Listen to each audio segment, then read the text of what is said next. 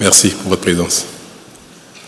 En fait, ce matin, j'ai souhaité donner suite à la demande de certains d'entre vous qui m'ont reproché de ne pas vous donner souvent l'occasion de m'entendre sur les sujets d'actualité, aussi bien national qu'international. C'est vrai, je n'ai pas l'habitude de me soumettre à ce devoir, mais pourtant c'est bien nécessaire. Bon, ce matin, on va corriger un petit peu cela. Donc je serai à votre disposition le temps qui vous permettra de me donner sur tous les sujets d'intérêt pour vous. Qu'est-ce qui vous préoccupe au plan national? D'abord, Monsieur Plogan, je suis à vous.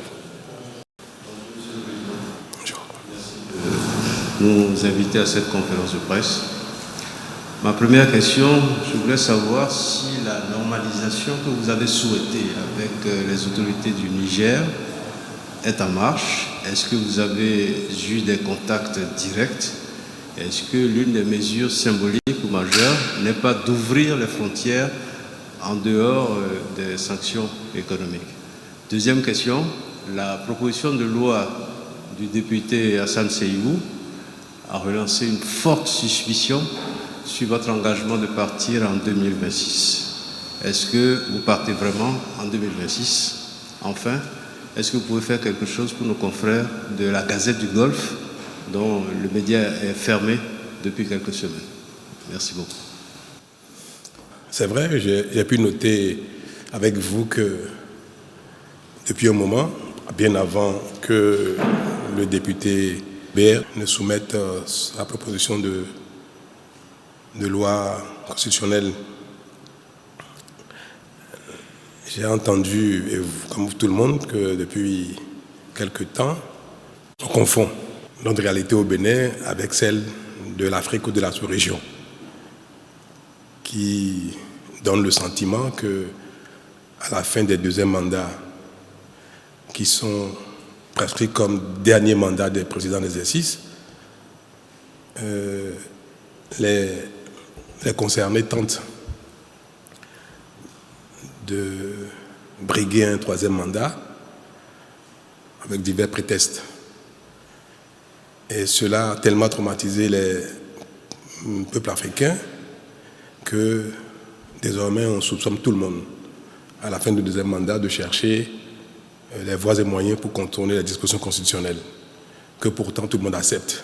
On les consigne dans la Constitution, et puis à la fin, on trouve les moyens de chercher un troisième, un quatrième mandat. Mais moi, j'ai quand même espéré que cette question est derrière nous depuis un temps. Le Bénin fait son chemin. C'est vrai, nous n'avons de leçons à donner à personne, mais nous faisons notre chemin de manière admirable, n'est-ce pas? En tout cas, de la manière dont nous-mêmes nous observons nos efforts. Et il y a quelques années, à l'occasion d'une modification, je crois de la dernière modification de notre Constitution, on a fini par faire cet exercice-là.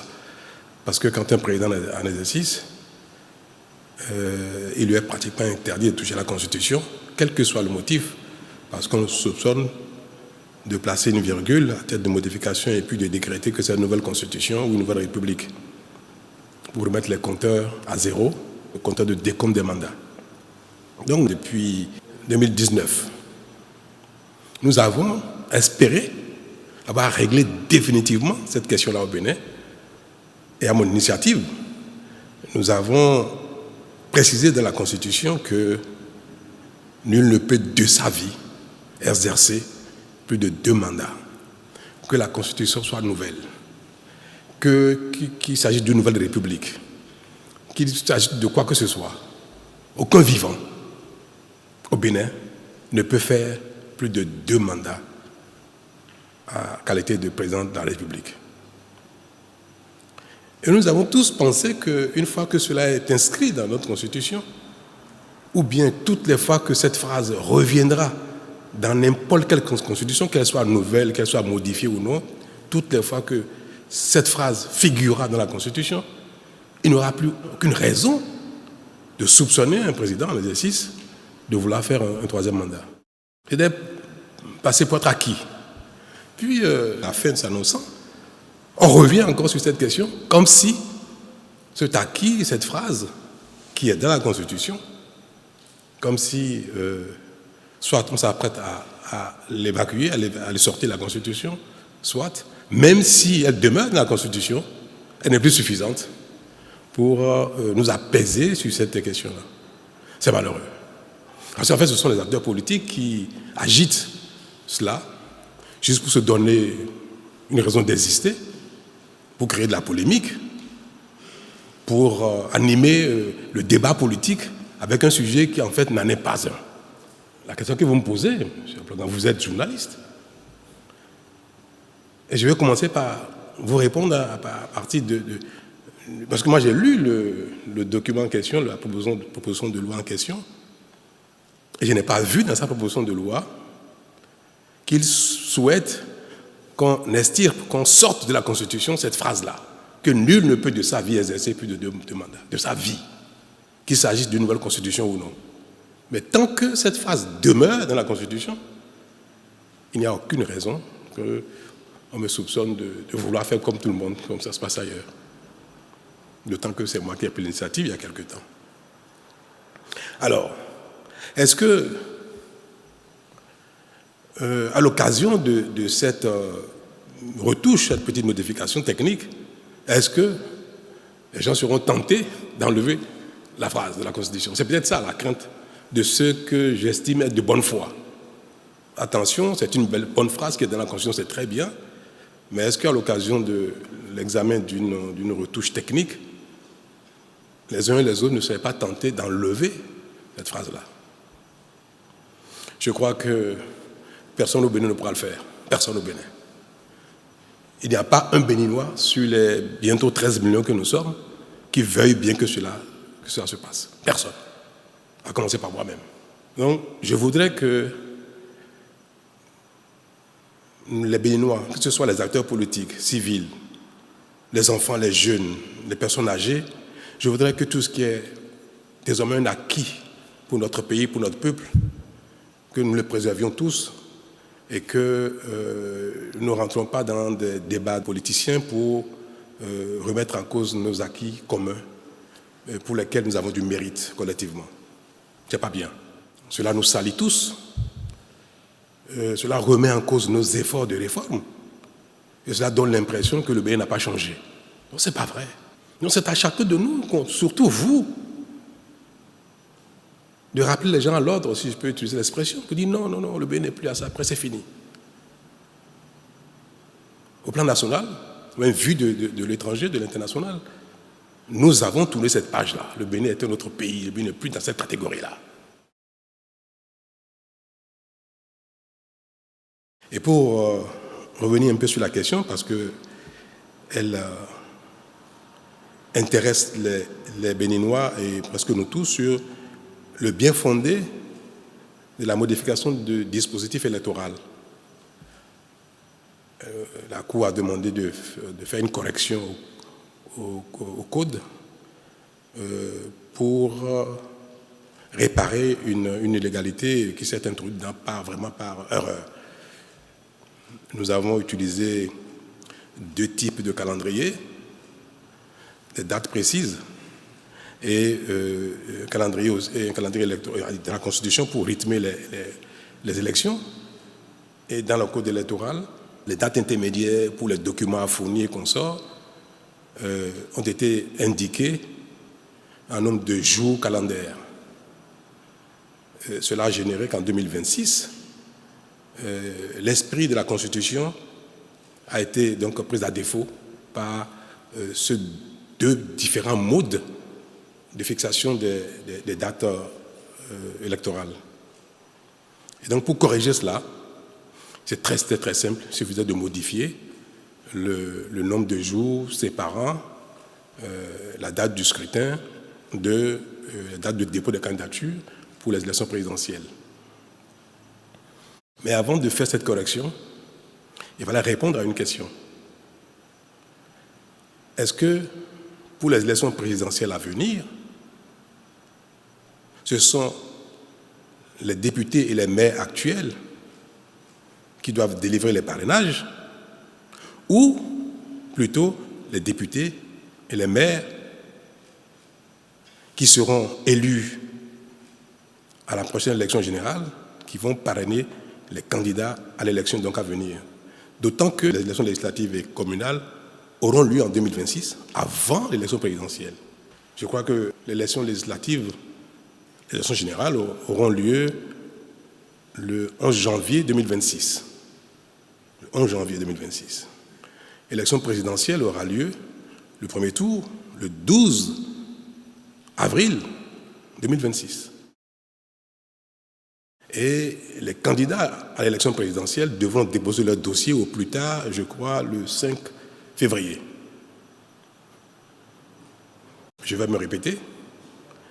Élection présidentielle le 12 avril 2026, dépôt des candidatures le 5 février 2026.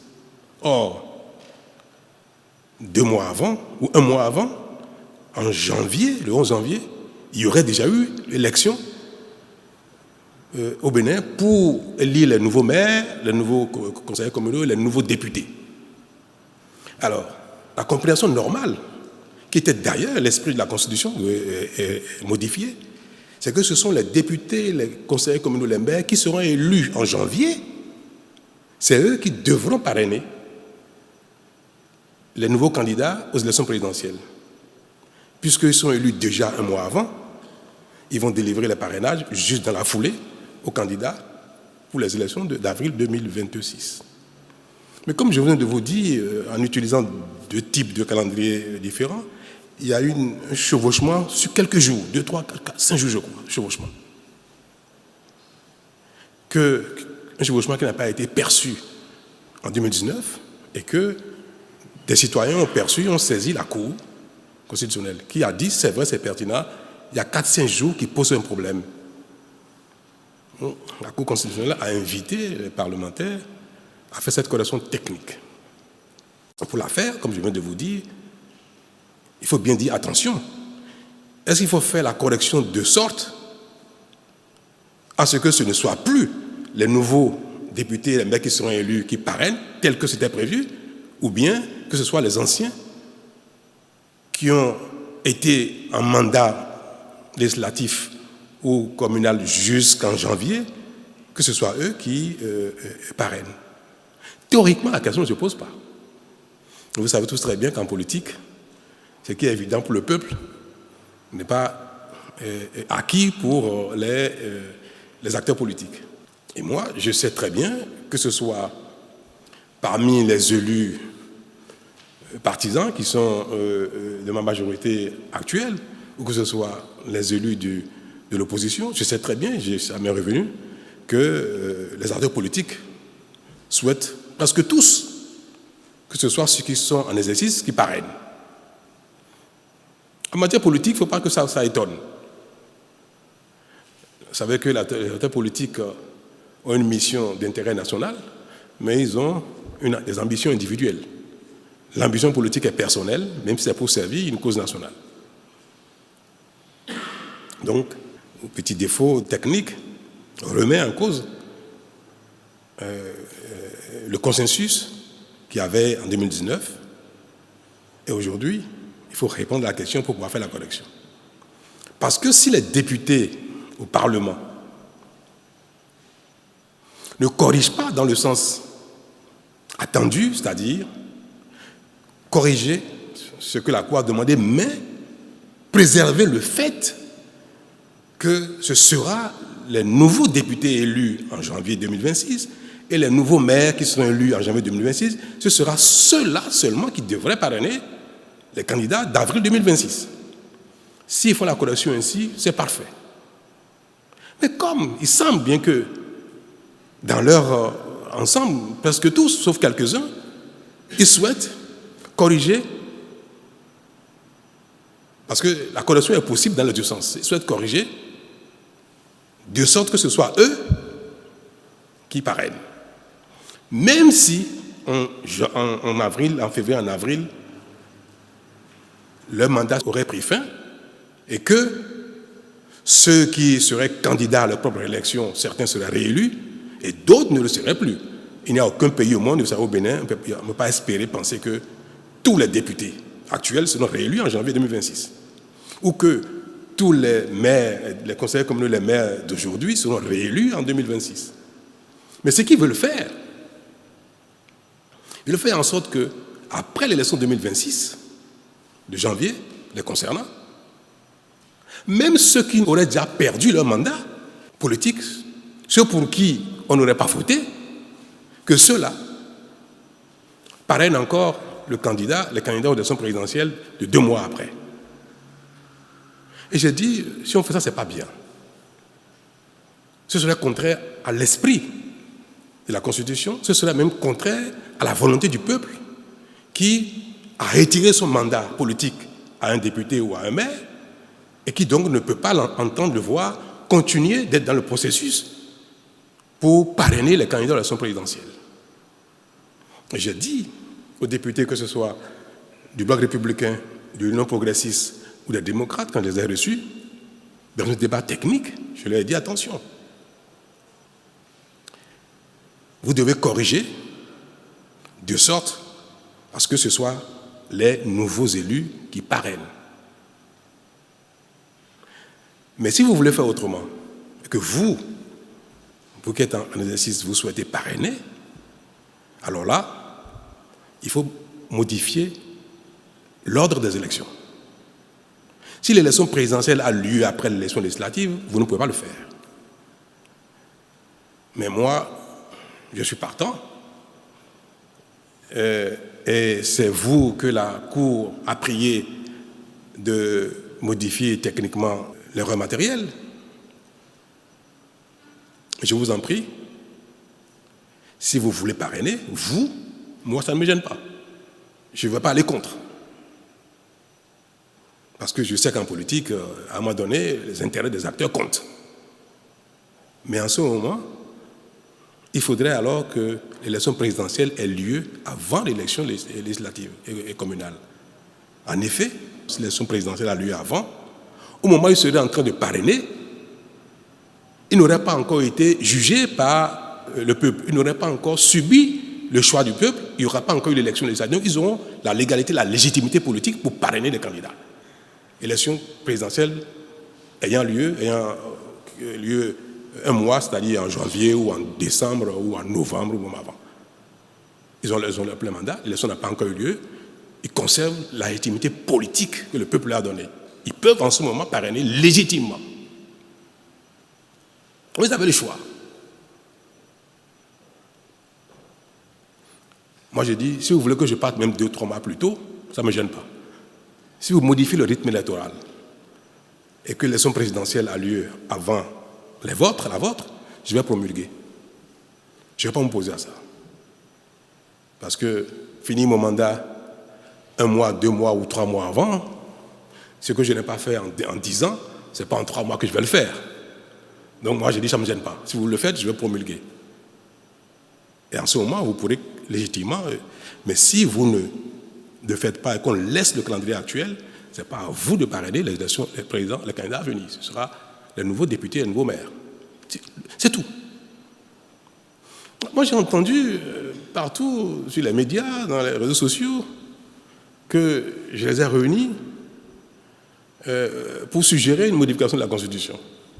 Et que cette suggestion-là est à craindre, si les gens me suivent, qu'on toucherait à la Constitution en faisant cette modification du rythme d'une certaine version de calendrier électoral. Et qu'à l'occasion, la phrase qui nous protège, nous tous, de cette hantise-là, que cette phrase, même si elle demeure, c'est bizarre, Talon est trop intelligent, il va trouver les moyens de faire quelque chose, c'est un malin, comme ça, ou bien alors, à l'occasion, il va trouver les moyens d'enlever cette phrase. Et j'ai dit aux démocrates à qui j'ai dit, mais écoutez, pour modifier la Constitution, pour enlever cette phrase, il faut que vous votiez pour. Vous avez le nombre qu'il faut pour ne permettre aucune modification contraire à votre compréhension de l'intérêt général. Supposons que 100% des BR 100% de l'UPR, qu'ils veuillent modifier, enlever cette phrase. Si vous n'êtes pas d'accord, ça ne se fera pas. Qu'est-ce que vous avez à craindre? Soyez conséquents. D'ailleurs, moi, je ne veux aucune révision de la Constitution. Le rythme électoral, le calendrier électoral, laissez tel quel. Et c'est ma position aujourd'hui devant vous.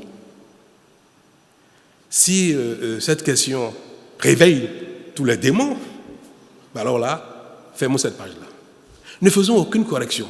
Même s'il y a des fautes de français dans la Constitution, on laisse tel quel. Même s'il y a des erreurs matérielles, laissons tel quel. On le fera en mai-juin 2026, quand je serai parti. Donc ne touchez plus à la Constitution. Rien, ne corrigeons rien du tout. Mais, dans ces conditions, si on laisse le calendrier électoral tel quel, veuillez alors faire la correction telle que tout le monde l'entend pour que l'élection présidentielle qui aura lieu en avril soit parrainée par les nouveaux maires, les nouveaux députés. Ceux d'entre vous qui seraient réélus, ils vont parrainer. Ceux d'entre vous qui ne seraient pas réélus, ce ne sera pas le cas. On me dit non, oui, mais au moment où on va parrainer, les députés, les maires, tous n'auraient pas encore passé service. Certes, l'élection a eu lieu, certains ne sont plus députés, certains ne sont plus maires, mais tant qu'ils n'ont pas passé service, ils peuvent continuer d'assumer la fonction politique. Je dis, mais c'est vrai, mais ce n'est pas sain, ce n'est pas éthique. Vous êtes député, vous avez perdu votre mandat de député. Le nouveau n'est pas encore installé, c'est vrai, mais désormais, ce nouveau, c'est lui que le peuple a désigné pour aller au Parlement, pour poser les actes politiques au titre des parlementaires. Même s'il n'a pas encore pris fonction, à cet instant-là où il a déjà été élu, proclamé, c'est à lui d'accomplir cette tâche politique que le peuple lui a confiée. Donc, au plan éthique, ce n'est pas convenable qu'un député élu qui a remplacé un autre, un maire élu qui a remplacé un autre, ne soit pas en mesure de poser l'acte que la Constitution lui a prescrit juste parce qu'il y a quelque chose de 1 ou 2 ou 3 jours que maintenant on veuille modifier les dates de fourniture des documents de sorte que ce soit les anciens qui continuent de jouer le rôle que le peuple aura donné aux nouveaux élus en 2026. Moi, je suis dans un environnement où parfois je suis un peu frustré par la timidité des médias. Dans d'autres pays, c'est vous qui devez mettre le doigt pendant un débat sur ce qui ne va pas, ce qui est contraire à l'intérêt général, ce qui est contraire à votre opinion. Chacun d'entre vous, vous êtes des électeurs. Et vous trouvez que ce serait normal que, ayant retiré la confiance à un député ou à un maire, il continue de parler en votre nom pour des actes politiques pour les temps qui arrivent. Et je ne vois pas du tout le débat se faire. J'entends les coqs chanter, le cocorico à leur façon et consort, et vous enfourchez même ce qu'ils disent, vous répétez ça. Vous dites oui, mais alors que vous devez susciter le débat, vous qui devez éclairer l'opinion, le peuple sur ce genre de débat. Moi, je me réjouis de ce que vous me posez cette question ce matin pour vous dire, mais est-ce que cette question-là, ça concerne Patrice Talon ou bien ça concerne ceux qui font le débat? Mais j'ai été trop long là sur la question. Je voudrais qu'il soit noté devant vous, soyez mes témoins, que moi, je ne veux pas qu'on touche à une virgule de la Constitution. Il ne faut pas le faire. Et je l'ai dit déjà aux députés qui se réclament de mon bord, aux maires qui se réclament de mon bord, que ce soit UP ou BR, je leur ai dit, touchez pas à la Constitution. Certes, je ne peux pas vous instruire. Vous êtes député, la nation vous a confié cette mission-là. Vous pouvez même désobéir au parti parce que le mandat n'est pas impératif. Vous agissez au Parlement à votre âme et conscience individuelle de ce qui est bon pour le pays. Mais je vous recommande de ne pas le faire. Je vous souhaite que vous ne fassiez pas. Je ne sais pas ce qu'ils vont faire demain. Mais moi, à partir d'aujourd'hui, là, devant vous, depuis quelques jours, je dis, je ne veux plus me mêler de ça. Qu'ils fassent ce qu'ils veulent. S'ils s'entendent, UP, BR, démocrates, pour modifier le code électoral par consensus, ou simplement avec la majorité qualifiée nécessaire, moi je vais m'incliner, je vais promulguer. S'ils modifient quoi que ce soit et que nous sommes dans un régime démocratique, je suis un démocrate, si les choses se font selon les règles, je ne demanderai même pas de deuxième lecture pour quoi que ce soit, je vais promulguer. Parce qu'il est temps que les polémiques ne continuent pas d'animer notre vie au quotidien. Surtout que ça n'a pas d'intérêt. On notait, M. Ablogan, que, je ne demande aucune révision et je me poserai à la révision de la Constitution. Pas les moyens qui me sont permis en disant non, il ne faut pas le faire. Et puis, maintenant, s'ils le font comme je suis un démocrate et que ça s'impose à moi, je m'acharnerai à faire en sorte que ce que je trouve pas bien ne se fasse pas. Donc, à la limite, ne pas réviser. C'est moi mon choix de ne pas toucher la Constitution.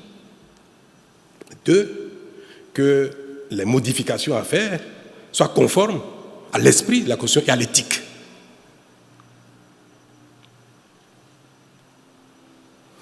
C'est mon souhait.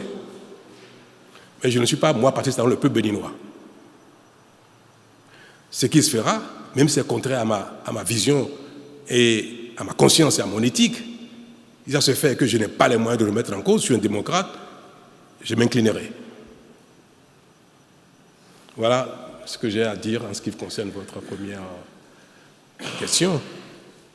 Maintenant, vous voulez que ce soit la question sur le Niger qui vienne après ou la question de votre confrère Niger? Vous savez, c'est une question qui, aussi bien contre le Niger, le Burkina que le Mali, c'est une question qui, moi, personnellement, me peine de plus en plus. Nous sommes dans une communauté, la plus petite dans cette région, c'est l'UMOA. Au-delà, c'est la CEDEAO, puis l'Union africaine. Et puis, nous sommes tous dans les Nations unies. Et la mission dévolue à ces regroupements de pays, à ces communautés, c'est de veiller à ce qu'il y ait la paix, la liberté, le développement, la démocratie pour les habitants de cette planète, pour le monde. Et les institutions internationales, régionales, se sont données comme mission de veiller au développement matériel, moral, psychologique, physique des gens, mais de veiller également à leur bien-être relatif à la démocratie et aux libertés. Pareil aux Nations Unies, pareil à l'Union africaine, à CEDEAO, à l'UMOA. Donc c'est cette mission que nos diverses institutions ont. Développement, mais dans tous les sens, y compris liberté et démocratie. Et par période, les communautés conviennent de ce qui est acceptable en termes de démocratie, en termes de modèle politique ou en termes de liberté, des droits de l'homme. Il a été dit dans toutes les institutions, notamment dans ceux d'AO et l'UMOA, que le mode de changement de régime politique, d'acteurs politiques, c'est pas le peuple, c'est le peuple qui choisit. Et toutes les fois qu'il y a forcing, soit par les armes, soit par des moyens non armés, mais aussi détestables que les moyens armés, ce que nous appelons les forcing constitutionnels ou institutionnels, que les communautés donc disent non, ce n'est pas conforme à ce que nous avons tous convenu de faire ensemble, de protéger, de défendre. Et on appelle les gens à l'ordre et à besoin, on met des sanctions pour les contraindre à ne pas persister. C'est ce qui s'est passé au Mali, au Burkina, Guinée, au Niger. Il y a eu des coups d'État. Dans chacun de ces pays, le coup d'État est interdit. À plus de raison, au niveau de la communauté internationale. Dans chacun de ces 4 pays, le coup d'État est interdit. Mieux, vous avez dû voir que les autorités maliennes actuelles, qui sont arrivées par un coup d'État, ont mis en place une nouvelle constitution, et cette nouvelle constitution prescrit aussi que le coup d'État est interdit. Et que d'ailleurs, les actes du genre sont imprescriptibles, que même 50 ans, 100 ans après, on peut poursuivre quelqu'un qui aura fait un coup d'État. Ça veut dire que même ils savent que ce n'est pas bon, le coup d'État. Mais ce sont des choses qui arrivent dans la vie. Il y a des choses qui ne sont pas convenables, ne sont pas acceptables, mais qui arrivent. Parfois, ça peut être fondé. Parfois, ce n'est pas fondé du tout. Alors, c'est arrivé une fois, 2 fois, 3 fois, puis une 4e fois au Niger. Et la CEDEAO qui dit, même si les coups d'État sont arrivés 1, 2 fois, 3 fois, bon, on parle avec les gens, on dit ne faites plus ça, on vous donne un délai pour partir, et puis on essaie de jouer, la CEDEAO essaie de jouer son rôle, notamment la conférence des chefs d'État essaie de jouer son rôle pour montrer que si ça se fait, c'est pas bien, mais il ne faut pas que ça continue, pour que ça ne devienne pas l'exercice de tout le monde, que ça ne contamine pas les autres pays. Un 4e coup d'État de la CEDEAO, sinon même un 5e, parce qu'il y en a eu 2 fois ou 3 fois dans certains pays. Et nous disons, ah non, si ça continue, après, ça se passera au Bénin, ça se passera au Togo, ça se passera au Sénégal, en Côte d'Ivoire, partout. Parce qu'on voit que quand ça se fait, personne ne réagit, personne ne désapprouve, alors personne ne sanctionne. On dit, cette fois-ci, c'est trop. Les sanctions ont été prononcées contre le Niger. Et des sanctions dures, qui en fait ne sont pas destinées à durer dans le temps. C'est des mesures, quand on les prend, on estime que, bon, au bout de quelques jours, quelques semaines, ça va se faire, ils vont revenir à l'ordre.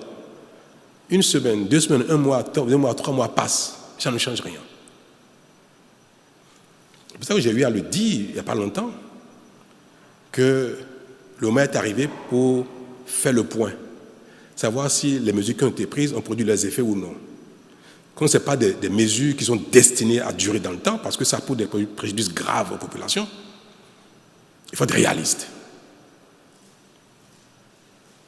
Et d'ailleurs, le président béninois, le président togolais, nigérien et consorts, ils ne vivent pas au Niger, ni au Burkina. Donc parfois aussi, il faut être humble. Nous ne savons pas quelles sont les vraies réalités de ces pays-là. Mais nous sommes dans notre rôle. Mais peut-être dans son rôle, et parfois être acteur de la plaque. Ce qu'on nous demande dans la vie, c'est d'être de bonne foi. Et chaque fois que nous prenons une décision, que ce soit guidé par la bonne foi. Est-ce qu'au moment où cette décision a été prise, on était de bonne foi? Est-ce que ce n'était pas normal qu'on prenne cette décision? Si aujourd'hui quelque chose se passe en Côte d'Ivoire ou au Sénégal, ou ce qui se passe, est-ce que si ce n'est pas bien, est-ce qu'il ne faudrait pas que la communauté dénonce que ce n'est pas bien? Si demain quelque chose se passe au Bénin, si demain quelque chose se passe au Togo, ce n'est pas bien que la communauté dise non, ce n'est pas bien. Nous sommes dans notre rôle en disant ce n'est pas bien, il faut corriger, il ne faut pas que ça continue. Mais quand les peuples, la nature, la vie ou le sort, parfois nous imposent quelque chose, il faut être responsable, c'est celui qui sait prendre acte, constater que, malgré sa bonne foi, les choses ne se passent pas comme il souhaite, et dit bon, il faut tenir compte de ça. Et on a passé ce message au Niger. Je l'ai fait à titre personnel. Le moment est arrivé où nous devons dire, bon, maintenant, trêve des discussions, des relances, des recommandations, des sanctions et consorts. Dites-nous exactement ce que vous voulez, on va vous accompagner. J'ai dit, moi, personnellement, je suis prêt, au sein de la conférence des chefs d'État, à défendre la position qui est la mienne aujourd'hui en disant, le moment est arrivé pour qu'on fasse trêve de tout ça et qu'on repart de zéro et qu'on prenne acte de ce qui se passe. Et si les autorités nigériennes nous disent ce qu'ils veulent. Parce qu'après tout, personne de la conférence des chefs d'État ne peut dire au nom des Nigériens ce qu'ils veulent. Vous voulez une transition? Vous ne voulez pas une transition? Vous voulez une transition de 6 mois ou de 4 ans ou de 5 ans? Mais dites-le. Puisque la responsabilité nous impose de ne pas statuer dans le vide. Pour statuer, il faut quelque chose. Dites-nous ce que vous voulez, on va statuer dessus et puis on va vous accompagner. Parce que le peuple du Niger est en difficulté avec ces sanctions-là depuis. On n'a pas reçu de réponse. Peut-être qu'eux-mêmes, ils sont en train de discuter entre eux, ils n'ont pas encore une idée claire de ce qu'ils vont faire. Mais même quand c'est ainsi, dites-nous, écoutez, dans 3 mois, dans 6 mois, dans 1 an, on vous dira quel va être le modèle. Aujourd'hui, on ne sait rien, on ne sait pas si vous savez quelque chose de ce qui va se faire au Niger. Et nous sommes les premiers à vouloir que les sanctions s'arrêtent. Moi, je suis pressé d'enlever les sanctions. Ça parce que ça pose des préjudices graves au Bénin. Non. Et je veux que les Béninois le sachent, ça. Ça cause des préjudices au Bénin, c'est sûr. Mais ça cause plus de préjudice au Niger qu'au Bénin. Nos frères nigériens souffrent plus que nous de ce qui se passe. Et ce sont nos frères et sœurs. Donc il est temps pour nous de lever ces mesures-là qui n'étaient pas destinées à durer.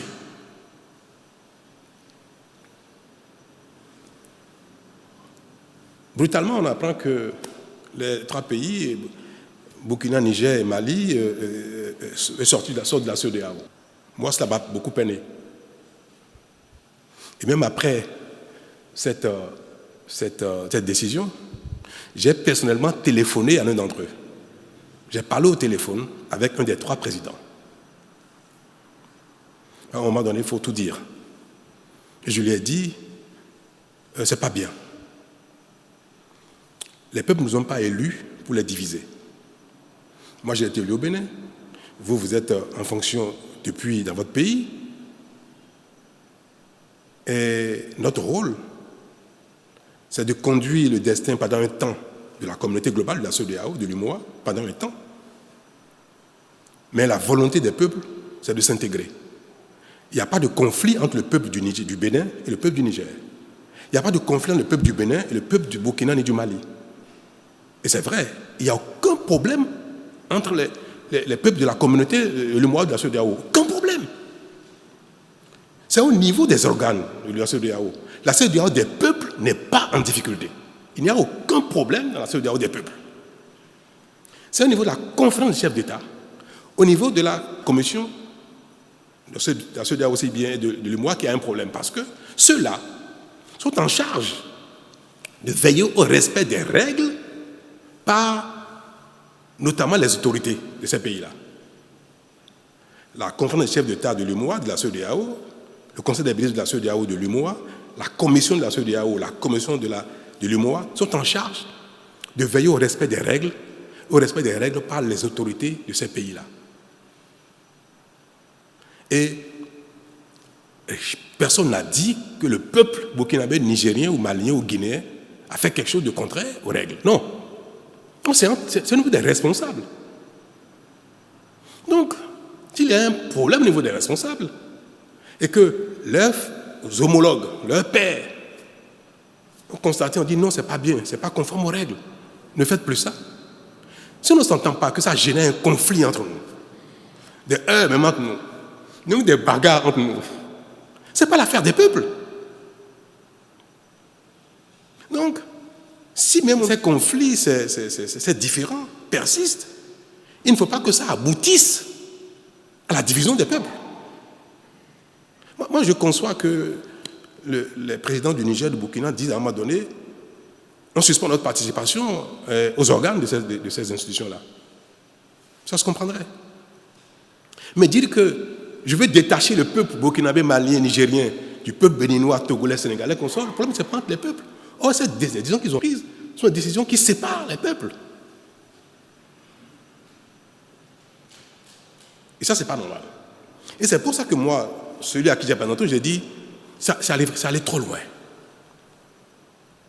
Nous allons trop loin là. Il faut qu'on se revoie et qu'on dise, bon allez, quoi qu'il se passe, quel que soit ce qui s'est passé à la terre, on arrête tout et puis on préserve l'essentiel qui est la communauté des peuples. Ce qui est reproché aux uns aux autres, ce qui se fait, les sanctions, tout ce qui se passe est mineur par rapport à l'intérêt des peuples, à la communauté des peuples, c'est mineur. Donc il faut regarder ce qui est important, ce qui est majeur, à un moment donné, et laisser tomber ce qui n'est pas plus important que l'intérêt des peuples. Donc ma position aujourd'hui, et si j'ai l'occasion de l'exprimer au sein de la conférence des chefs d'État, je le dirai, c'est qu'il faut tout laisser tomber. Que veulent les Maliens? C'est OK. Que veulent les Burkinabés? C'est OK. Que veulent les Nigériens? C'est OK pour que cette décision de séparer les peuples n'aille pas plus loin que l'intention ou que la déclaration. On peut le dire, revenir.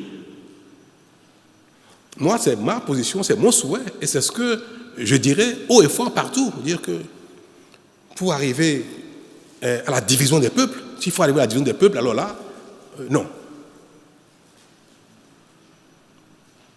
Donc ça va bien au-delà du cas du Niger, ça concerne tous les 3 pays qui aujourd'hui, je ne dis pas les pays, les responsables des pays qui sont en mal avec les responsables des autres membres de ces organes-là, parce que ce n'est pas contre les peuples qu'ils ont un problème, c'est entre nous.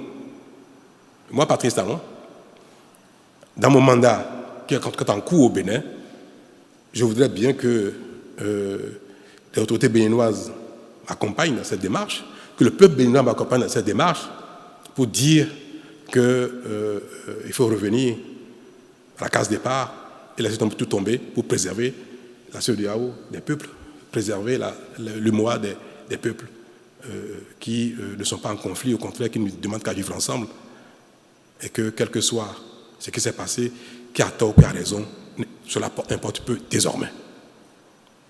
C'est ça ma position, et je voudrais que les autorités nigériennes, burkinabées et maliennes m'entendent, et je pense que ma position ne manquerait pas d'être partagée par les autres chefs d'État pour qu'on fasse la paix dans les organes pour préserver la paix entre les peuples. Et je ne peux pas évoquer ça sans parler du Sénégal. On observe aujourd'hui que le Sénégal aussi est en difficulté.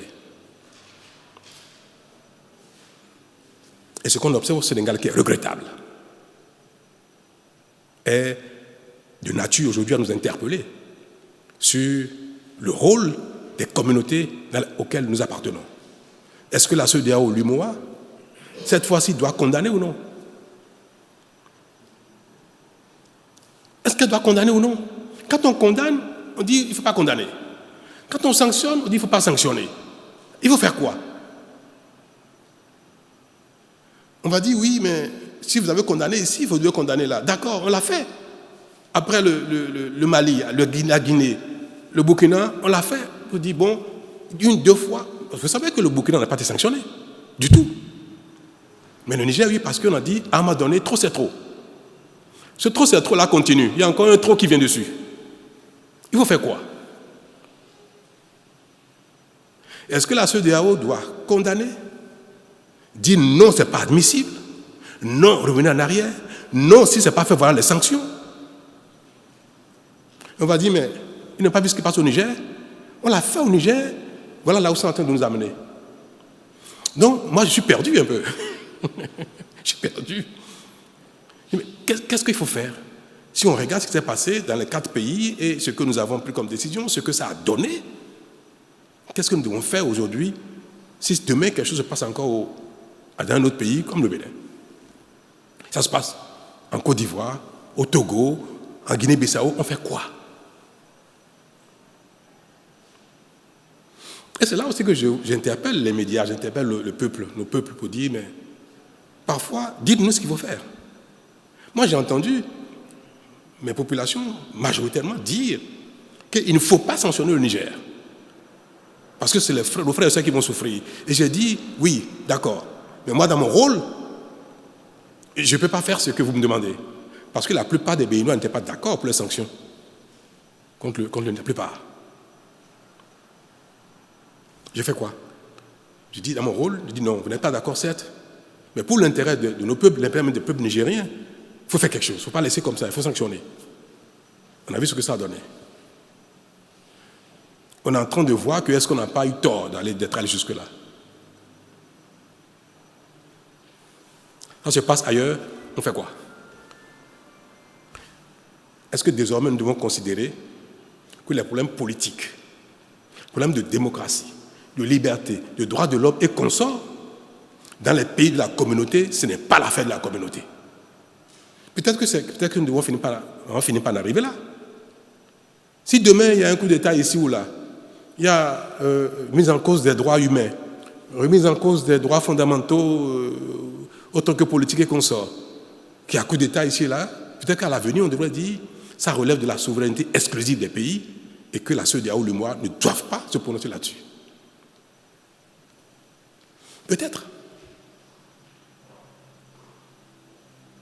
Donc moi j'aimerais bien que, si je pouvais faire un référendum, je le ferais pour demander aux uns aux autres, aux intellectuels, à la masse, aux acteurs politiques, est-ce que le Bénin doit plaider au niveau de ces institutions, au niveau de ces communautés, pour qu'on enlève de nos missions, on enlève des prérogatives des institutions, ce fait d'être le garant de la démocratie, le garant des libertés, le garant des droits fondamentaux.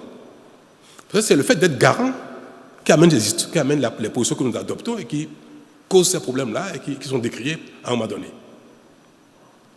Est-ce que, je vous pose la question, vous qui êtes dans la masse, qui relayez les opinions des uns des autres, est-ce qu'il ne faudrait pas qu'à l'avenir, aux prochaines réunions de la CEDEAO de l'UEMOA, on dise, que je dise, que le Bénin dise, il faut enlever de nos missions le fait d'être garant de la démocratie. Le fait que la CEDEAO doit être garante des libertés et des droits fondamentaux. Moi, c'est à cela que je voudrais que mon peuple m'éclaire, que la classe politique m'éclaire pour savoir quelle position je dois défendre prochainement dans les réunions. Mais si on dit non, il faut qu'on continue d'être garant, mais être garant, c'est veiller à ce que ça ne se passe pas. Que si ça se passe, il faut sanctionner, il faut contraindre à revenir à l'essentiel, ça veut dire être garant.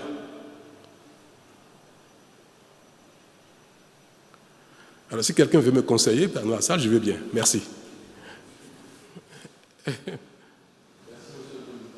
Est-ce qu'aujourd'hui, il y a beaucoup de tumultes dans la sous-région et est-ce qu'il ne faut pas refonder les instances sous-régionales et pour aller, parce que même l'intégration n'a pas abouti, ne serait-ce que par voie terrestre aujourd'hui, un Béninois qui va au Togo, au Ghana, est obligé d'accomplir des formalités qui, en principe, il ne devrait pas accomplir. Est-ce qu'il n'y a pas, vous êtes encore en mission, est-ce qu'il faut, vous êtes réformateur, est-ce que vous ne pouvez pas prendre l'initiative d'aller à la refonte, à refonder, impulser une refonte au sein de la communauté? Et puisque j'ai le micro, je voudrais... Vous allez continuer. La question elle est très importante. Et je pensais à quelque chose quand vous parliez, je voudrais bien que vous veuillez que je vous donne ma position là-dessus. Nous avons un idéal, l'intégration des peuples, sur tous les plans, économique, social, monétaire, tout ça. L'intégration la plus aboutie, après on saute les frontières, tout ça, et puis une libre circulation des personnes et des biens. C'est notre idéal qui a été fixé. Mais au départ, l'ayant fixé, on savait très bien que ça ne se fait pas du jour au lendemain. On le savait très bien. Quand la CEDEAO a été créée, personne n'avait l'illusion que dès la signature, dès la ratification par les pays, que le lendemain, l'intégration allait atteindre sa forme maximum. On le savait très bien. Le temps est passé. 20 ans, 30 ans, 40 ans derrière nous. Mais là où nous sommes arrivés, ce n'est pas satisfaisant. On n'est pas allé très loin par rapport à ce qu'on aurait pu faire en tant d'années, en tant de décennies. C'est ça le constat. C'est que le temps qui est passé est long, nous n'avons pas fait grand-chose. On a fait de petites choses quand même. L'UEMOA est la communauté financière et économique la plus enviée de toute l'Afrique. La CEDEAO, pas moins. Vous savez que même les pays comme le Maroc ont demandé à intégrer la CEDEAO. Certains sont sortis, sont revenus. Parce que nous faisons de tout petits pas, mais pas de grands pas. On ne peut pas dire que c'est un échec. On va dire qu'on n'a pas fait assez. L'Union européenne a mis du temps pour arriver là où ils sont aujourd'hui. Donc, tout ce qui... Même entre deux personnes qui s'aiment, très amoureux, si vous découvrez coup de fou, vous mariez le lendemain, ça peut mal se passer. Il y a un temps pour aller dans l'union, pour que l'union soit totale. Je voudrais donc vous dire ça, qu'on ne peut pas dire que c'est un échec, que la volonté d'être en communauté économique est un échec parce qu'on n'a pas fait de grands pas. Mais est-ce que pour autant, parce que nous n'avons pas avancé autant qu'on aurait pu, est-ce que pour autant, il faut se retirer? Il faut casser ça. Est-ce que l'idéal ne vaut toujours pas? Pour moi, l'idéal vaut toujours. C'est parce que les responsables que nous sommes aujourd'hui, nous n'avons pas réussi, n'avons pas réformé, que peut-être ceux qui vont nous remplacer ne le feraient pas. Il ne faut pas que les responsables d'aujourd'hui à cause de leur insuffisance de résultats, cassent ce que leurs aînés ont construit, sachant que chaque génération doit faire son effort pour que l'intégration aboutisse totalement. Donc il n'est pas question de casser il n'est même pas question de remettre en cause l'idéal qui est noble et qui se justifie. L'idéal se justifie. C'est parce qu'ils n'ont pas réussi à aller le plus loin possible. Et c'est ce que je disais même à celui que j'ai appelé au sein du chef d'État dont je vais parler. Je lui ai dit, nous sommes de passage. Mais les peuples sont éternels. Ce n'est pas parce que les chefs d'État des pays de la CEDEAO d'aujourd'hui ne s'entendent pas sur l'attitude à avoir par rapport à un problème qu'il faut casser l'idéal. Parce que demain, Talon ne sera plus président du Bénin. Tinubu ne sera plus président du Nigeria. Ouattara ne sera plus président de la Côte d'Ivoire. Faure ne sera plus président du Togo. Nous sommes de passage. Les dirigeants sont de passage. Dans quelques années, tout ce monde sera parti. D'autres seront là. Il faut préserver l'unité des peuples le temps que des dirigeants plus éclairés, plus efficaces, viennent continuer l'œuvre qui a été accomplie à peine. Ce que moi je n'ai pas réussi, je n'ai pas à casser le Bénin parce que je n'ai pas réussi. Je vais partir, celui qui viendra après va mieux faire que moi pour aller plus loin que par rapport aux attentes des populations. C'est l'humilité qui est demandée aux dirigeants que nous sommes, que nos insuccès, nos souffrances, nos frustrations du jour ne remettent pas en cause l'essentiel qui est les intérêts du peuple. Il faut que nous soyons patients et qu'on fasse confiance aux générations à venir pour faire mieux, pour réparer, pour construire davantage ce qui est de notre mission et que nous n'avons pas réussi à faire. Donc c'est pour dire qu'il y a peut-être lieu de revoir le contenu des prérogatives des organes. Je fais la nuance. Les prérogatives des organes de ces institutions-là. La conférence des chefs d'État, est-ce qu'elle devrait, à l'avenir, tout en maintenant l'idéal de la CEDEAO, est-ce que la conférence des chefs d'État doit aller jusqu'à sanctionner un régime qui serait arrivé par les moyens non convenus? Est-ce qu'il faut aller jusqu'à sanctionner? Est-ce que la conférence, le conseil des ministres de la CEDEAO de l'UMOA doit aller jusqu'à faire telle chose?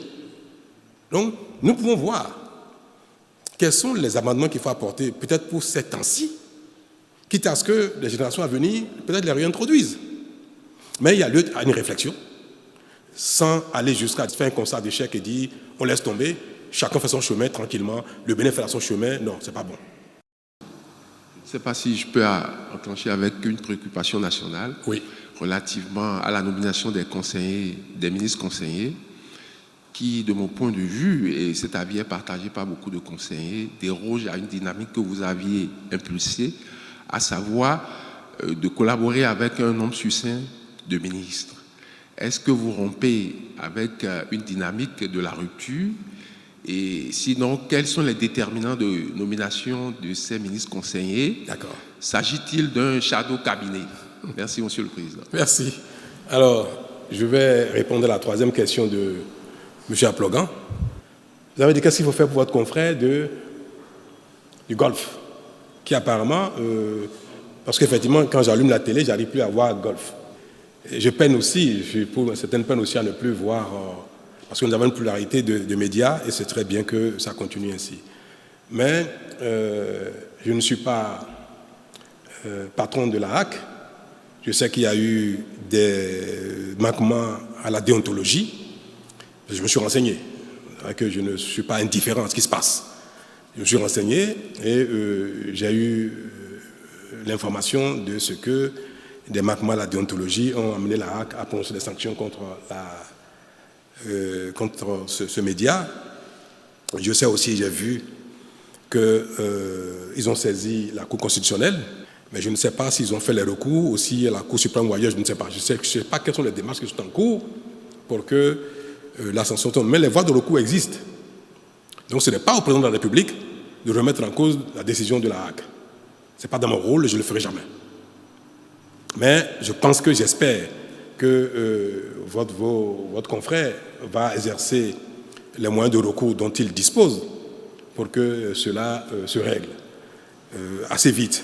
Mais sinon, s'il y a des voies de grâce, je ne sais pas, je ne connais pas de détails, peut-être que ça peut être aussi une voie pour régler ce problème-là. Mais je note que c'est malheureux que depuis un temps, ce média n'est plus là, soit plus accessible aux téléspectateurs que nous sommes. Je vais espérer que ça ne va pas durer plus longtemps que ce qui se fait actuellement. Vous l'avez tous entendu, que j'ai proposé au Conseil des ministres qu'il a adopté de créer un collège des ministres conseillers. Depuis mon premier mandat et durant ce second-ci, vous avez dû constater que parfois nous faisons appel à des compétences non politiques pour conduire l'action du gouvernement. Le pays a besoin de deux choses pour bien fonctionner. Que la vision soit claire. Et la vision est définie par les élus qui exposent à leur population ce qu'ils comptent faire, comment ils voient les choses, et ceux-ci accordent leur confiance. Et que ce soit au niveau local, au niveau national parlementaire ou au niveau de l'exécutif, le politique détermine la vision et même la programmation de l'action exécutive. Et la mise en œuvre requiert parfois des compétences qui ne sont pas politiques. Vous pouvez avoir besoin de certaines compétences dans le domaine de la santé, dans le domaine de la défense de la sécurité, dans le domaine du numérique, et parfois ces compétences n'ont pas du tout de chapeau politique. Parce que l'idéal serait que les acteurs politiques disposent des compétences qu'il faut à tous les niveaux. Mais je ne pense pas qu'il y ait un pays au monde où tous les acteurs politiques ont toutes les compétences dans tous les domaines. Et même un pays, ça se complète. Ceux qui ont une vocation politique, ceux qui n'en ont pas du tout, mais chacun a son rôle au plan pratique dans le pays. Pour un pays à construire, à bâtir, l'exigence de compétences est très élevée, plus que les pays développés. Un ministre de la Santé en France, aux États-Unis, n'a pas besoin d'être un expert en la matière autant qu'un ministre de la Santé au Bénin. Parce que tout est à construire. Là-bas, il y a une structure administrative, une superstructure qui existe, qui fonctionne bien, qui a fait ses preuves, et un ministre peut s'appuyer sur tellement de compétences, parfois pour arbitrer ou parfois pour prendre une décision. Ici, parfois et souvent d'ailleurs, les ministres sont appelés à aller dans les détails et à faire des arbitrages même de base. Et c'est pareil, c'est pas seulement au Bénin, c'est dans tous les pays en développement où tout est à construire. Il y a des détails que vous prenez un ministre américain de quelque chose qui ne sait pas de quoi il s'agit, parce que ça a été fait il y a si longtemps et ça devient un acquis, la question ne se pose plus. C'est pareil dans le domaine de l'électricité. Quels sont les choix technologiques qu'il faut faire en matière d'énergie? Et parfois, un ministre est amené à arbitrer. S'il n'est pas un expert, il peut se planter. Donc, nous avons besoin que les politiques qui sont doublées de casquettes techniques ou pas doublées de casquettes techniques puissent conduire l'action gouvernementale, les exécutifs, avec ceux qui ont des compétences, mais qui n'ont pas le chapeau politique. Et c'est bien pour ça qu'il y a eu quelques frustrations depuis ces deux mandats qui sont en cours, parce qu'il y a des fonctions qui ont été confiées à des gens qui n'ont pas du tout de chapeau politique.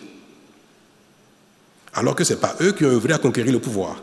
Ce n'est pas eux qui répondent devant l'opinion. Donc quelqu'un met en œuvre une stratégie sans avoir le devoir de reddition de compte devant le peuple. Alors, j'ai toujours pensé qu'il faut qu'on trouve un moyen de compenser un peu cela. C'est cela qui a été décidé récemment, où nous avons dit que, au-delà de l'action de certains ministres, même que ce sont politiques, qui ont la tête dans le guidon au quotidien, qui sont tellement submergés que parfois, ils n'ont pas le recul qu'il faut pour apprécier leur propre action par rapport aux attentes des populations, par rapport à la vision ou par rapport même à l'avenir. Donc il serait bien que les ministres soient doublés de personnalités, de compétences, mais ayant un chapeau politique. Des gens qui n'ont pas la tête dans le guidon et qui ont une vision plus holistique, plus globale, ont une vision, une profondeur plus accrue que celui qui a la tête dans le guidon pour accompagner, corriger et définir même avec celui-ci ce qu'il faut faire. Dans la tâche, je le vois bien. Moi, parfois, je n'arrive pas, je n'ai pas le temps de m'occuper des questions politiques. Et ça me pose des préjudices. Parce qu'il y a tellement à faire que je n'ai pas l'occasion d'avoir les contacts, les discussions, les débats techniques qu'il faut avec les politiques pour corriger mon action. Il est impératif que ceux qui ont la tête dans le guidon aient aussi à leur côté des conseillers, à leur côté des gens qui portent la vision, qui connaissent les réalités du terrain, qui peuvent apporter les recommandations qu'il faut, relayer à ceux-ci ce qui est plus pertinent pour ajuster les choix et même faire le suivi de l'action gouvernementale sans avoir la tête dans le guidon. C'est ce qui a conduit à la mise en place de ce collège qui, pour le moment, on n'a pas encore pourvu aux diverses fonctions qui sont prévues là-dedans, mais ceux qui y seront les guides et faire le suivi de ceux qui sont en tête dans le guidon au quotidien. Voilà l'esprit. Mais ce sont les partis politiques qui devront pourvoir à ces nominations-là parce que c'est l'action politique qu'on voudrait remettre au centre des choses pour déterminer, conduire, définir et faire le suivi de l'action exécutive. Merci.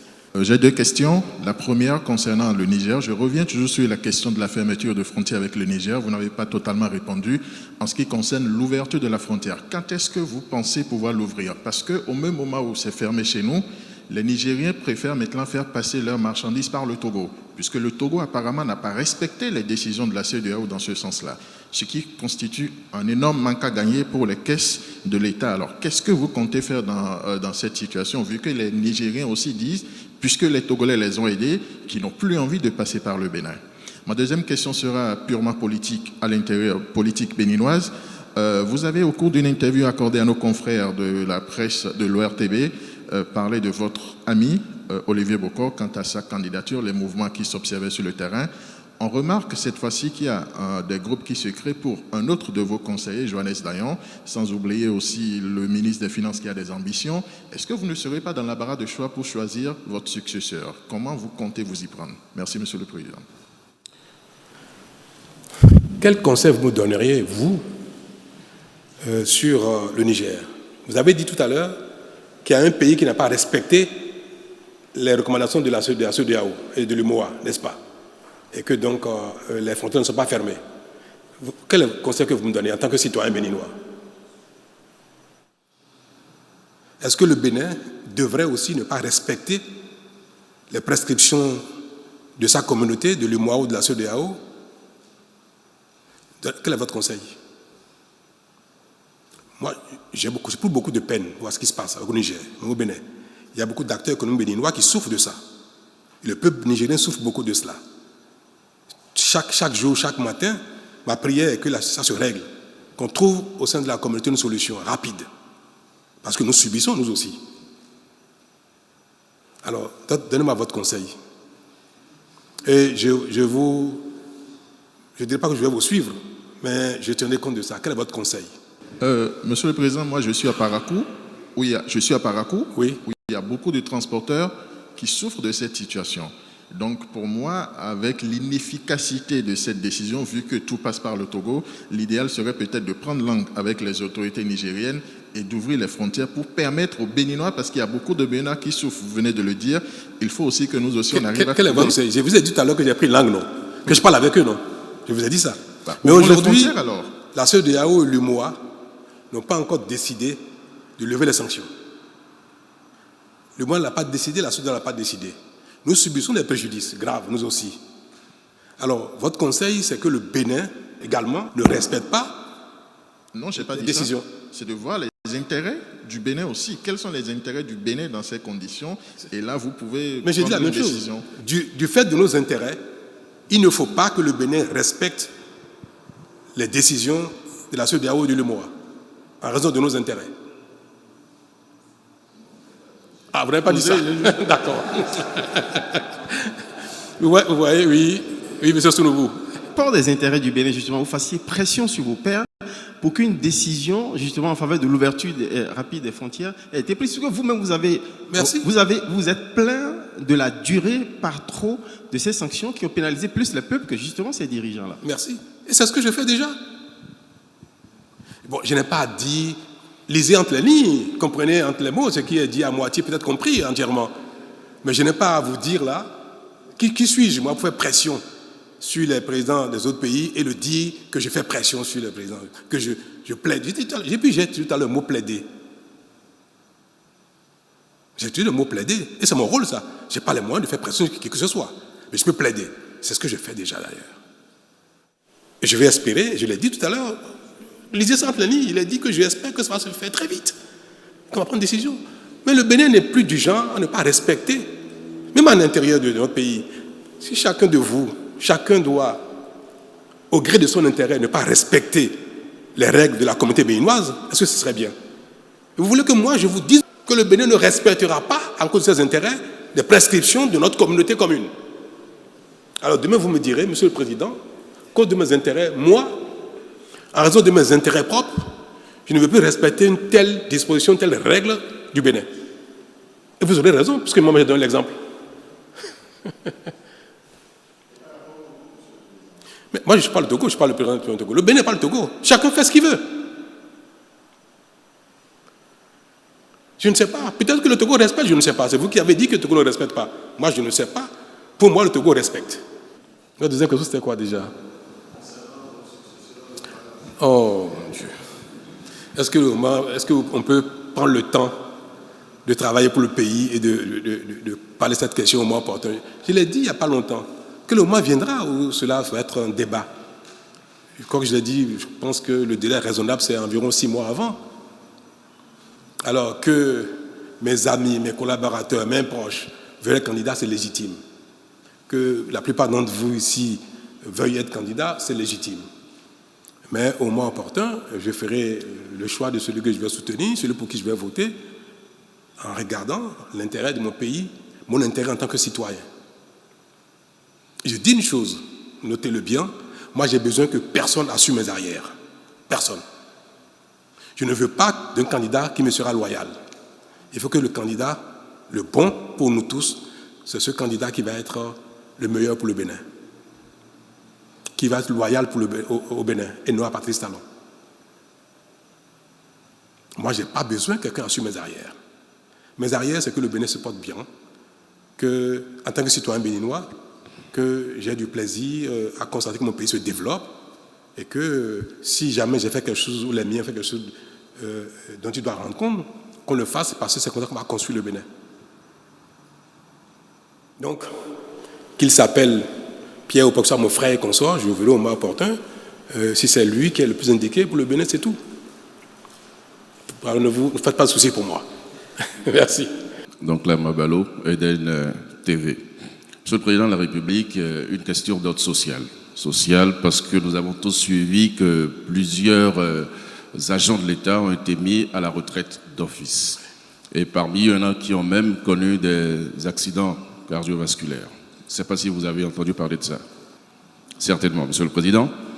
Alors, quels sont les critères qui ont prévalu au choix des agents qui ont été mis d'office à la retraite? Est-ce qu'on a pensé à leur avenir? Est-ce que ce n'est pas une décision qui crée un problème sérieux dans la République? Je vous remercie.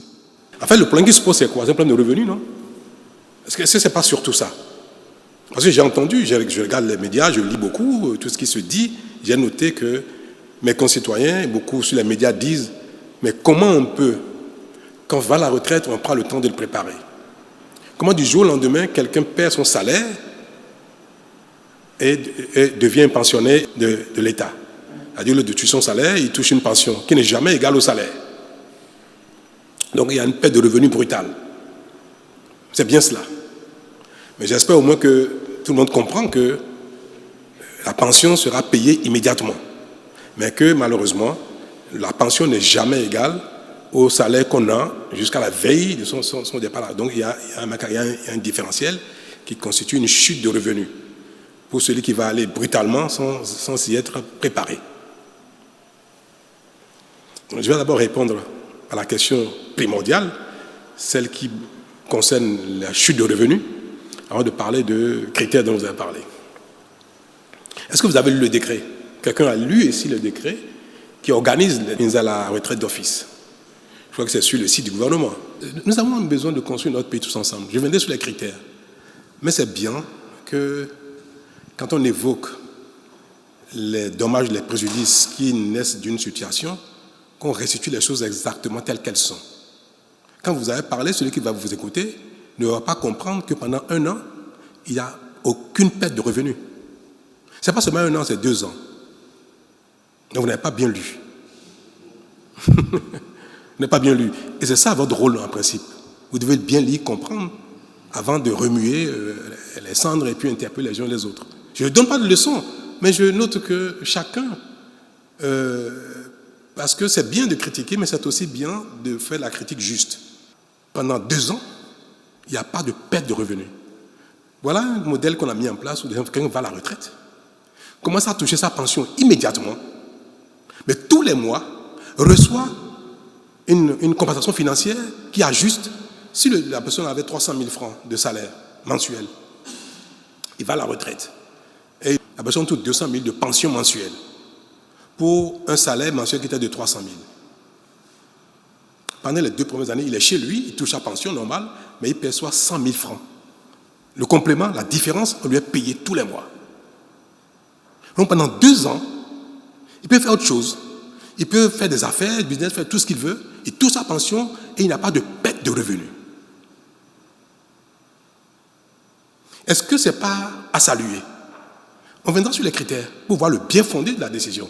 Mais en termes de modèle, pendant 2 ans, si vous êtes à 3 ans de la retraite, si vous êtes à 4 ans de la retraite, au moins pendant les 2 premières années, vous avez votre revenu plein que vous touchez tout en étant à la maison.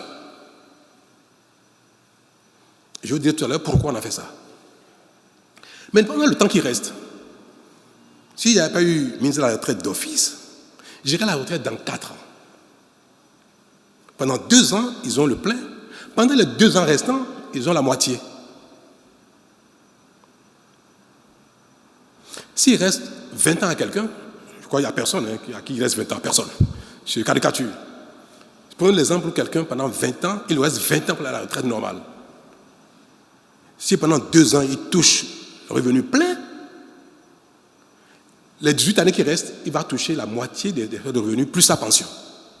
Du perte de revenus plus sa pension. Mais c'est extraordinaire. Pour autant que la mise à la retraite soit pertinente. Mais en termes financiers, moi je n'ai vu dans aucun pays un État faire ça. Quand même, la mise à la retraite d'office n'est pas quelque chose que le Bénin a inventé. C'est pour vous dire, chers amis, que tous ceux qui sont concernés auront un traitement particulier de sorte que personne n'ait une chute de revenus, une baisse de revenus pendant les 2 ans qui vont suivre la mise à la retraite d'office. Personne. Tout le monde va toucher son plein revenu en complément, c'est-à-dire de sorte que la pension soit complétée par une prime qui rétablit ses revenus.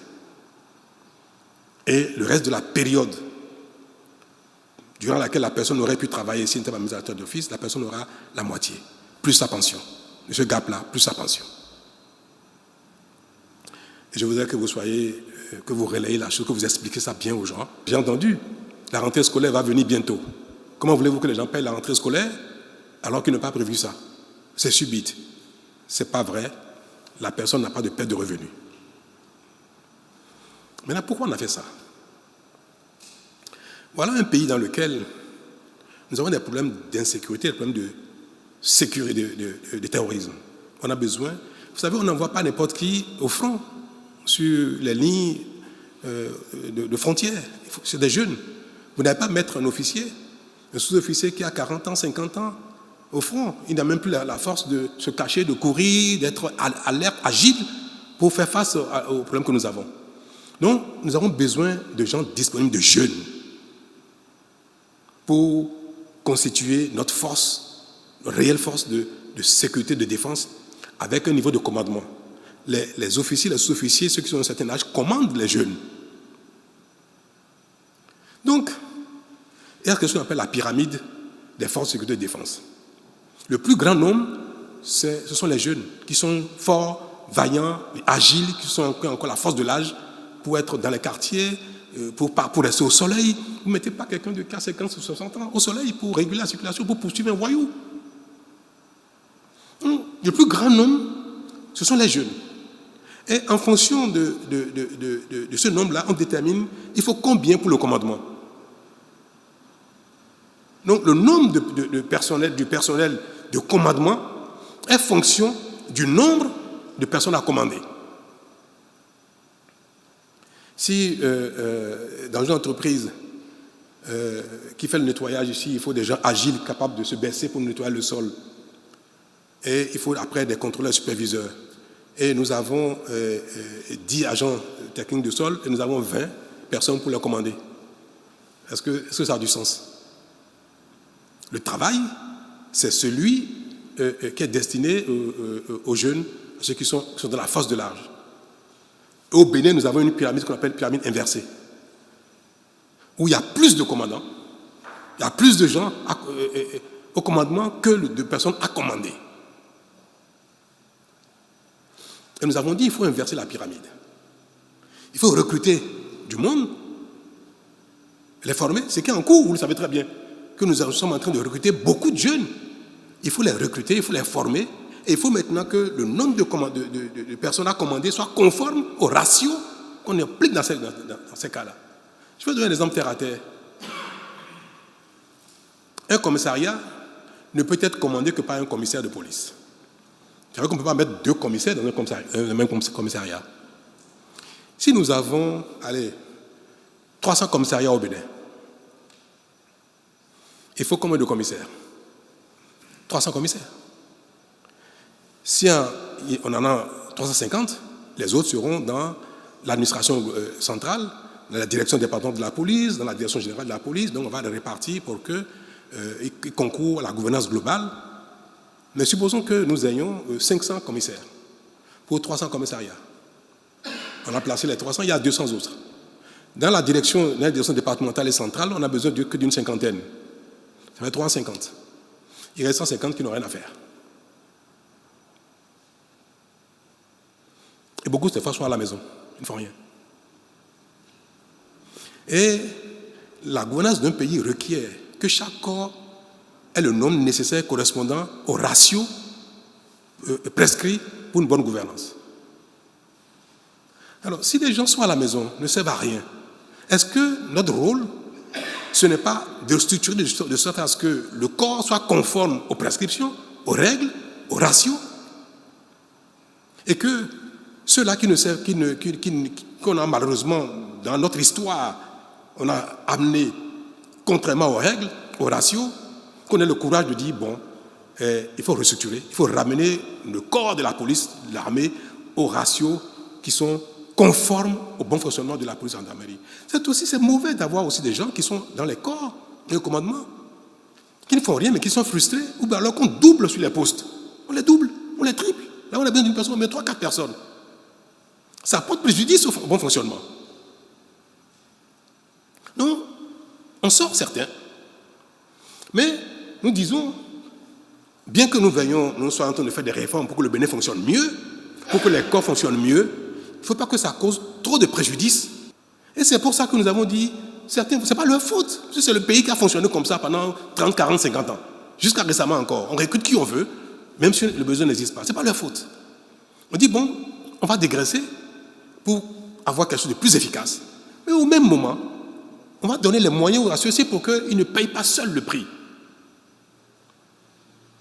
C'est pour ça qu'on a mis en place ces mesures d'accompagnement financières pour qu'ils ne subissent pas de manière trop grave les préjudices de notre faute commune.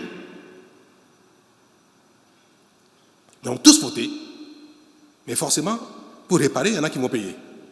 Mais ceux-là nous accompagnent financièrement. Mais ce qui nous permet d'avoir une pyramide normale, d'avoir un commandement normal, fonctionnel, efficace. Pour que notre armée, moi j'ai l'ambition que partout dans nos villes, les gens puissent sortir à minuit, 1h du matin, 5h du matin, être tranquilles. Que les gens puissent circuler librement. Que bientôt, que plus personne ne dépasse pas la droite sur nos voies.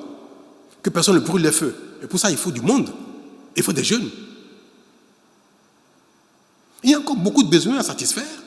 Et nous sommes en train de recruter pour satisfaire ces besoins-là. Mais il faudrait que ce soit dans un corps sain. Le corps de la police et de l'armée doit être sain. Donc, avec une pyramide normale, les ratios normaux et un commandement efficace. C'est pour ça que nous avons fait les calculs et nous avons sorti les ratios. Et tout le monde le sait que pour 1000 militaires, il faut combien de sous-officiers, combien de sous-officiers, combien de sous-officiers supérieurs. Tout ça est connu. Donc, c'est en appliquant la pyramide et les ratios recommandés qu'il faut sortir des gens. Alors, on a regardé. Moi, je ne suis pas militaire, mais je suis le chef de l'armée. On a regardé, j'ai mis des commissions en place pour identifier qui commence à avoir des insuffisances au niveau physique, qui commence à avoir des insuffisances au niveau santé, qui, dans les notations, a moins de mérite que d'autres. Vous savez aussi que, je vous le dis, il y a des gens qui n'ont pas de problème physique qu'on sort, mais qui sont moins disponibles. Qui, depuis quelque temps, n'a plus été au commandement. Ce n'est pas sa faute, mais c'est le sort. Et qui, depuis des années, a perdu la main. S'il y a deux, dont l'un est au commandement. Il a la chance d'être au commandement, nommé au commandement, et il joue dans son rôle. Il y a un autre, pareil que lui, même gradé qu'on sort, mais lui, depuis 3 ans, il est à la maison. Malheureusement. Je ne sais pas pour quelle raison. S'il ne doit partir entre les deux, c'est qui? Il y a des choix difficiles, il faut faire ces choix-là. Celui qui est actif, qui est dans le mouvement, comme on dit, si quelqu'un doit partir, lui, il est préservé. C'est celui qui, depuis 2 ou 3 ans, est désactivé, qui malheureusement va partir. Donc, c'est des choix difficiles, pénibles, que les responsables font avec beaucoup de souffrance, mais qui sont nécessaires pour la bonne marche du pays. On ne peut pas vouloir se développer sans sacrifice. C'est impossible. Si on veut tout préserver, nos acquis, nos travers, nos faiblesses, nos souffrances, on veut tout préserver, le Bénin ne se développera jamais. Et nos enfants, nos petits-enfants, nos arrière-petits-enfants vont subir les mêmes sorts que nous. Ce n'est pas avec plaisir, ça fait longtemps qu'il fallait le faire. Ce n'est pas un plaisir pour moi de dépenser l'argent de l'État pour payer des gens à la maison. Ce n'est pas un plaisir pour moi d'envoyer des pères de famille à la retraite d'office parce que je sais très bien que celui qui va à la retraite, c'est comme s'il était en déchéance. Même si ce n'est pas le cas. Aucun dirigeant ne peut faire ces choses-là avec plaisir. Ça n'existe pas. Tout le monde veut plaire. Moi qui suis ici, j'aime plaire aussi, j'aime plaire. Je voudrais plaire à tout le monde. Je voudrais plaire à mes concitoyens, aux uns aux autres. Que quand je passe, on dit, oh, il est gentil, il est beau, il est ceci, il est ceci, on va m'embrasser, on va me dire merci, comme ça. J'aimerais pas que quand je passe, on me dise, regardez-moi ce méchant-là. J'aimerais pas ça. Je ne suis pas maso. Qui n'est pas sensible à l'amour des autres? Qui n'est pas sensible à ça? Mais notez bien que j'aime plaire moi aussi. Et je voudrais bien plaire à tous mes concitoyens si je pouvais le faire. Mais ce serait contraire à la mission que vous m'avez confiée. Parce que vous ne m'avez pas élu pour plaire. Vous m'avez élu pour régler les problèmes qui se posent au Bénin. Y compris même les problèmes difficiles. Y compris les réformes difficiles. C'est ce plaire-là qui m'observe, c'est-à-dire que je voudrais pouvoir observer à la fin. Ce fut dur pour lui, mais il a essayé. Ce fut compliqué pour lui, mais il a essayé. On lui a craché dessus, on l'a insulté, on l'a jeté la pierre, mais à la fin on va dire quand même chapeau. Donc je fais un sale boulot. C'est le sale job, je le fais. Mais je sais que l'histoire reconnaîtra que je l'ai fait pour l'intérêt commun. Merci.